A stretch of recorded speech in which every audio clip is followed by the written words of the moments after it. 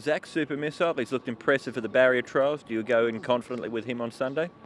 Yeah, he's a nice horse. He's big, he's rangy, he's scopy. He's not your natural jump and run type, but he seems to have done everything right so far. From gate 11, where do you think he'd be in the run? Well, 1,000-metre races, you always hope that they jump well and they can be nice and handy. Have you got a pretty good opinion of him then, overall? Yeah, he doesn't really know what he's doing yet, and he seems to be going along quite nicely. So as he learns and gets more experience and goes up in trip as well, I think he should acquit himself well. From that barrier trial too, the fact that he's been able to match it with the likes of Beat the Clock, Mr. Stunning, that obviously speaks well of his ability. Yeah, the trial out of the form out of the trial is not much good, so we'll just see what happens. Umberto, big time baby, he's been placed for his last couple of starts. What do you make of his chances for Sunday? Well, the horse is doing a very nice job. He's improved a lot from his start in Happy Valley. Then we decided to bring him on the dirt, so we got beat by Mythical Emperor, which was probably one of the most improved horse right now. And the horse is in good form, he's in good shape. He's taking his track work very good, so we go ahead with this. Were you happy with how he handled the dirt last time out?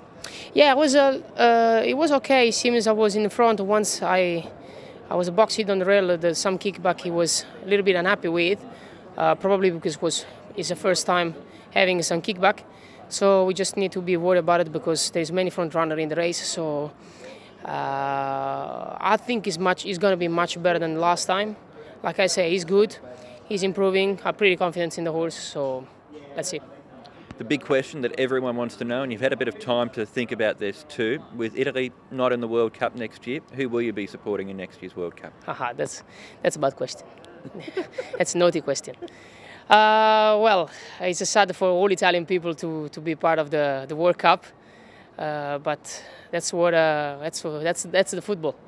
I might probably support the Argentina because I got a few friends they play in, so I will support Javier Pastore from the Argentina, but I will be now at 360 degree in the World Cup this year.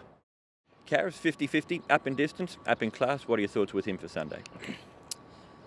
Yeah, he's an improving horse from the beginning of the season. Of course, every time he runs, he keeps on getting stronger horses and going up class. And even this time, he takes a step up in class and in distance.